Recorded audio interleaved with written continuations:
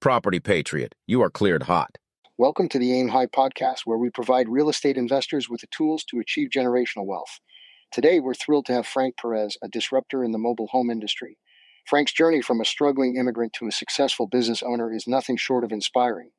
In this episode, you'll discover the untapped potential of mobile homes as affordable housing solutions, learn how Frank is challenging stereotypes and transforming the mobile home market, and gain insights into how mobile homes can be a stepping stone to financial stability. Frank's story is a testament to resilience and innovation. Good day, high flyers, and welcome to the Aim High podcast. Today, I am joined by Franco Perez. Franco, how are you, buddy? I'm doing great, bud. I'm excited to be here. Yeah, I'm excited to have you. We just started following each other on Facebook, but you have been popping up in my feed. Like you are all over the place right now. Can you do me a favor and just give me an introduction? Yeah, sure. We have a business generally around mobile homes and pretty much anything and everything around mobile homes, really.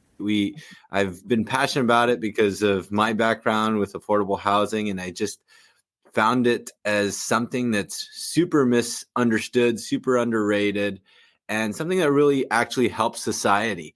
And so we built a business around focusing on that, and now we're doing a lot of advocacy throughout the country to help use mobile homes to help the middle class and that sort of thing own homes.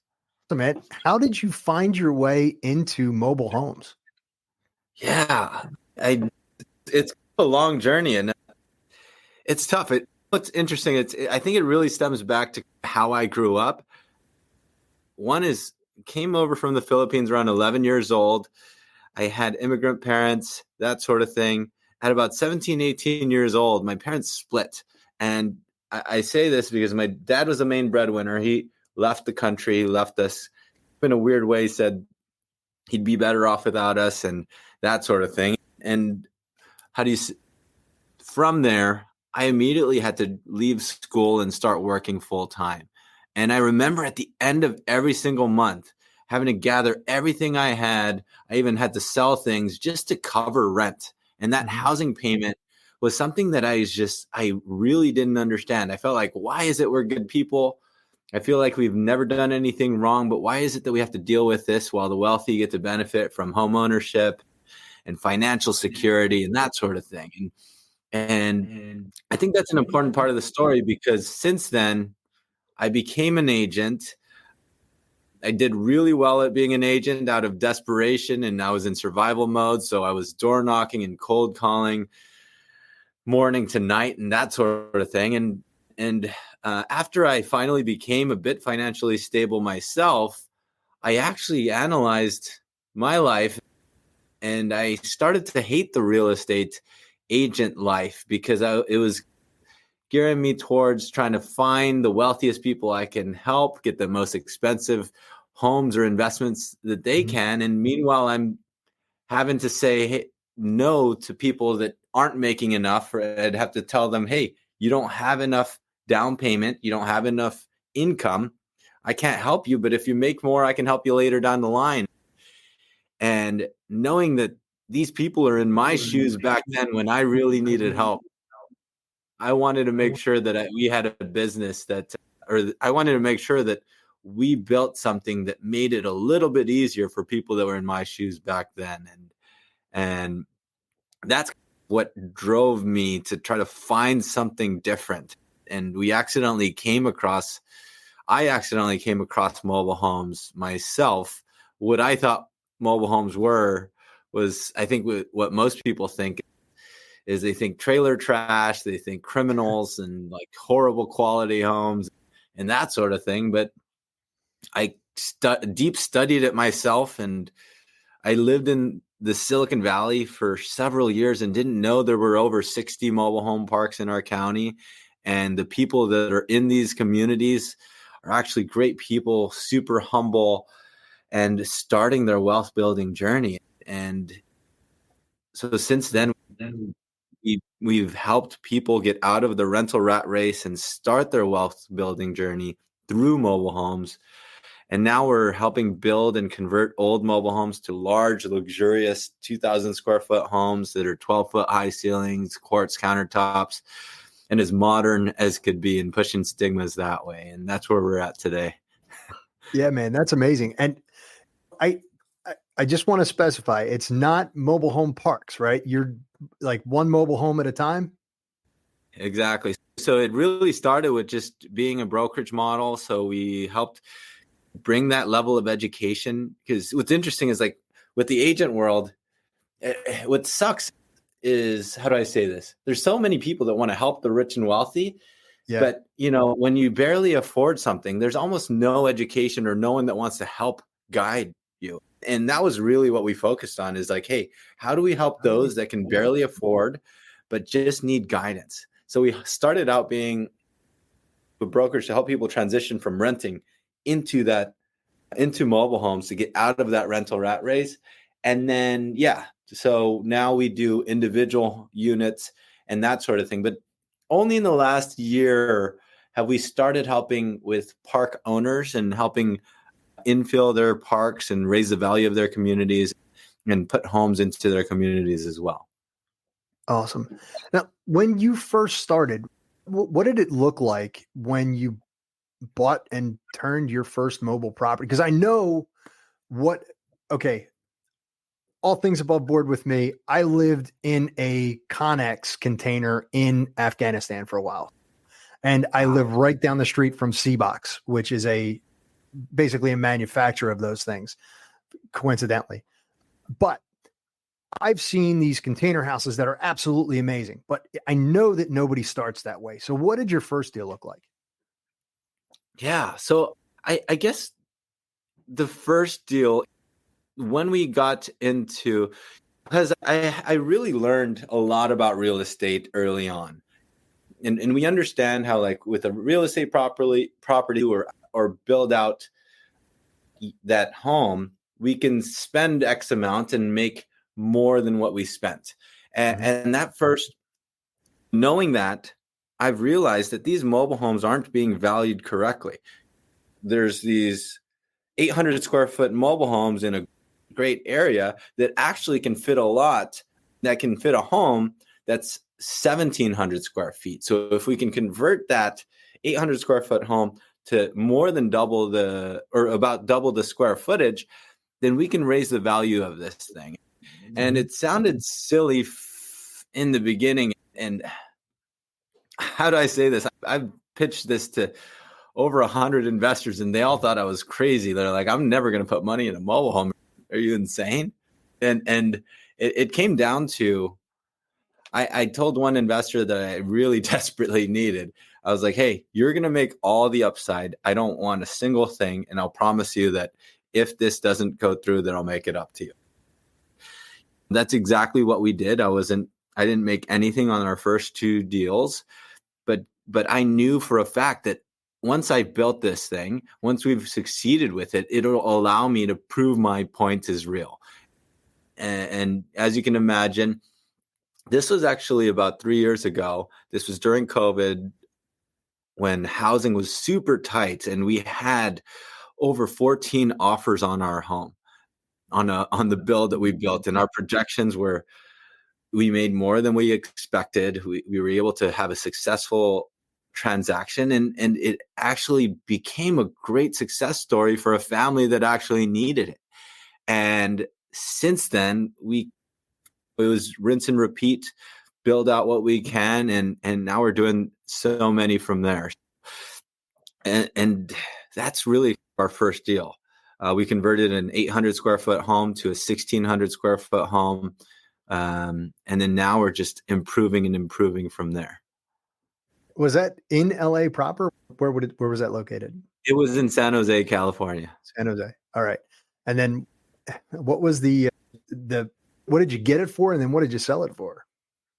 Yeah. So this was actually a conversion of a family that had kids that had an old mobile home already. So they had an 800 square foot home, and they had kids growing up. They couldn't yet afford single family in this area. So we built out for them. Their single wide value was about $100,000 was the value of their unit. Our service was a converting their old unit. Hey, Hazel and Mario, your home is currently worth 100, but if you spend 250 to convert this old one to a new one, your new home value will be $330,000, right? But with that, I'm sorry, it was $350,000. So with that, they were able to upgrade their old home to a new one, and from there they doubled their square footage, and they ended up with a nice, beautiful home for their kids to be able to grow up. And actually, later down the line, they actually sold their home for about $450,000. And then they were able to actually purchase a piece of real estate, which was a beautiful thing. Good for them, man. That's fantastic. And good for you. Giving somebody a hand up is fantastic. Oh, totally. How many times in this business do you see people that are out just to help? I love the real estate industry because of this, right? It's all about giving that hand up. A lot of people down at the bottom of the ladder trying to pull you down, but it's always the guys that are up at the top that are really trying to reach out and help other people. So good for you, man. Oh, totally. It's the most rewarding thing. And I think there's a lot of people out there that I can honestly say I'm really not that driven by money. I think there's a lot of noise out there of everyone's like trying to make X amount a month and that sort of thing. But I know there's a lot of people out there that just want to make an impact and difference. And it can be done through real estate. That's why I love real estate too. Yeah, I think it was Brian Briscoe or maybe Dan Fredenberg yesterday who had a poll up. Which one of these four things is more important to you?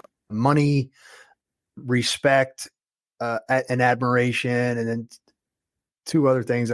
I was like, I forget exactly how I put it, but essentially it was something like, if you're honest, the respect will be earned, and then the money will come after, like later on. It's all that kind of cyclical thing. If you're smart about it, the money comes. So, totally. It's fantastic. Yeah. And I would do it if it was for free too. And mind you, I've been through that pain. Mm-hmm. So knowing how painful that is to have to worry about a housing payment just to support a family is such a big burden. And I know that even today, there's so many families in those shoes right now. And there's a few things that I could talk on forever. One is on what you said. Even if we didn't make money or anything like that, there's this whole fulfillment element to it that really drives me to want to do it more. And there really isn't a better compensation for me outside of seeing a family with tears of joy because they finally owned their first home when they thought it was completely impossible. And I still tear up today when I see a family that's so happy. And knowing that our team is able to accomplish that multiple times is the most rewarding thing ever. That's awesome, man. There are always stumbling blocks.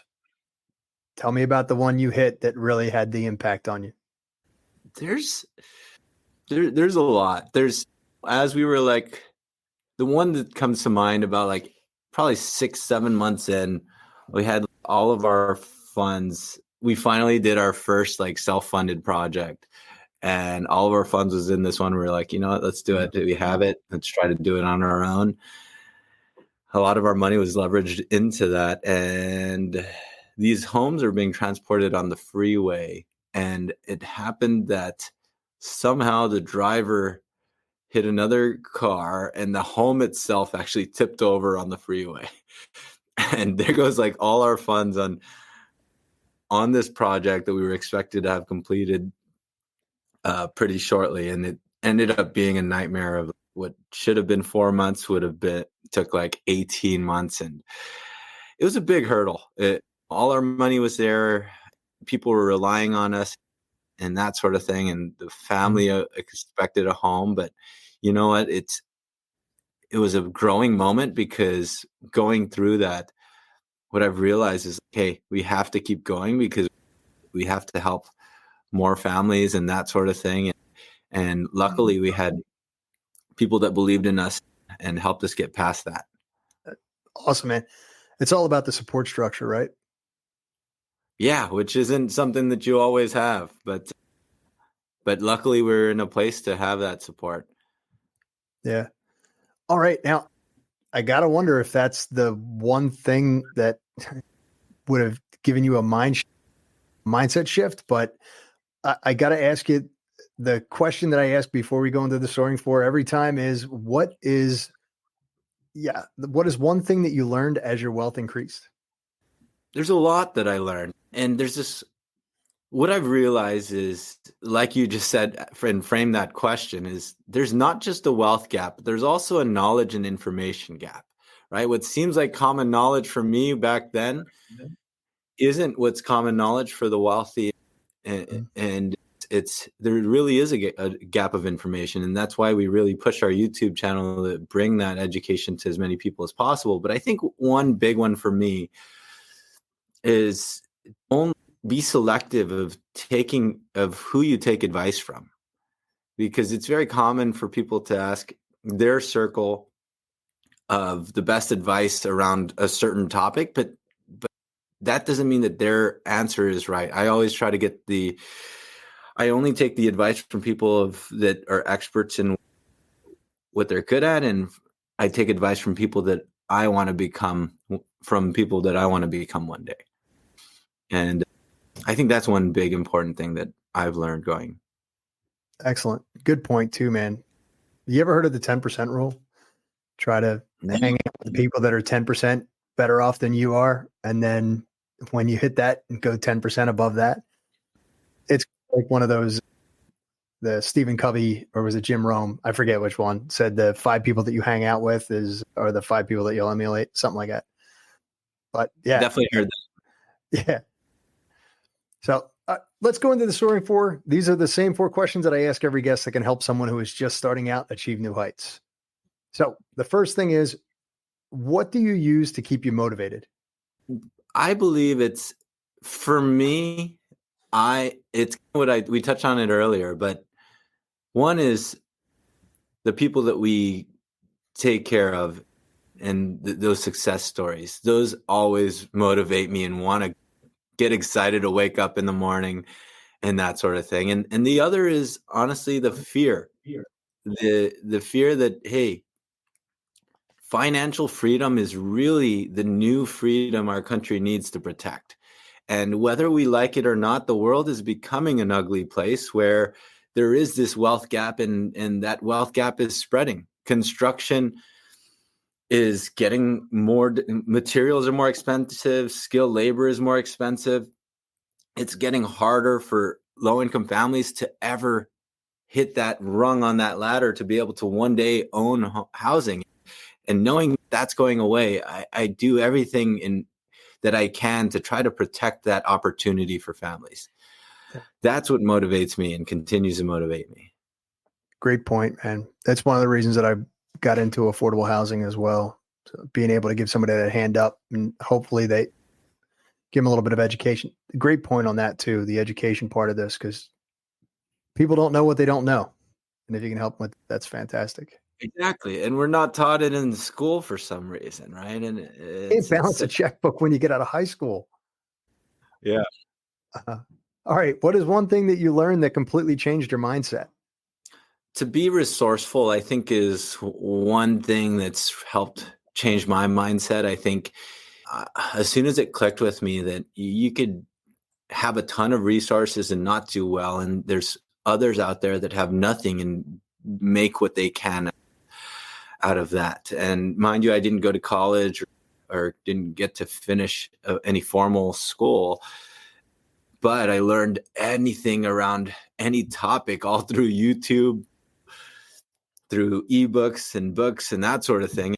And what I've learned is it's really all in our head. If we're not in the place to want to be resourceful with the information, then it's pointless. But if you learn to be resourceful with the information, then it's an infinite amount of value that you can extract from that, right? Yeah, that's amazing. What tools do you use to keep you on track? I think this too is great quality teams. I think I'm so proud of our team. I think our staff is just as caring as I am, and they care about families. And when you align that drive with them, they keep me on track. So I would say that, I hate to say that's a tool, but we keep each other accountable on all that we do. The second is probably the calendar. I think the calendar is so important. And time blocking and that sort of thing is something that I've worked on, that I've had to work on in the last few years. Yeah, absolutely. And then last, what is one thing that you'd change if you had to start over? This is a question I get a lot, and it's a cliche answer, but I don't know that I would change much. I know, as much as I've hated a lot of these moments, as much as even the point where I was at my darkest time, where, losing my dad and having to struggle through housing, as much as I hated that time, I've realized that's really what caused me to have enough pain to want to be driven to work how hard I'm working now. Right.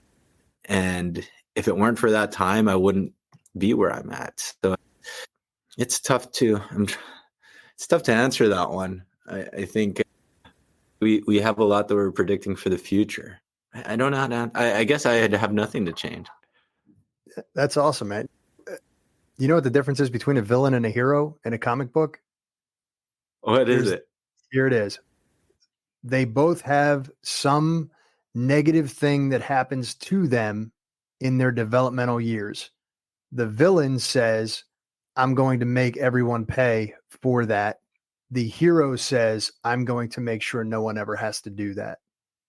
So I put you in the hero category, man. That is fantastic what you're currently doing. So as far as you not having to change anything, I think that early on issue that you had has created something in you that is very enlightening and very, very altruistic. So I commend you on it. I appreciate that, man. Thanks a lot. And that's a fascinating story too. I've never realized that also. And it's tough to get through that. And I think part of me, when I was trying to figure out what I wanted to do, could have went the completely opposite route too. So I'm glad it worked out that way. All right, Franco, I really appreciate your time, man. This has been a great conversation. Thank you. Yeah. And I'm excited. I'm happy to be on here, and thanks for having me. Franco, if somebody wanted to get in touch with you, how would they do that? Oh, yeah. So all of our links are at www.franco.tv. I know we're on a podcast, but if you haven't seen what mobile homes can look like, we got 3D tours on there. We have YouTube videos of how they're built. I really urge people to really change what they associate with mobile homes and see what they are and the quality of homes that we build, because I'm proud of our team for what they've done. Yeah, amazing stuff too, by the way. It's pretty incredible. So thanks. Thank you. All right. All of that will be linked in the show notes. Until the next time, aim high. Thanks, bud. Thanks for being a part of the Aim High community. Your support drives us to create valuable content, and we can't wait to see your success stories in real estate investing. Till next time, aim high, never stop learning. Bud Evans, signing off. We'll see you soon.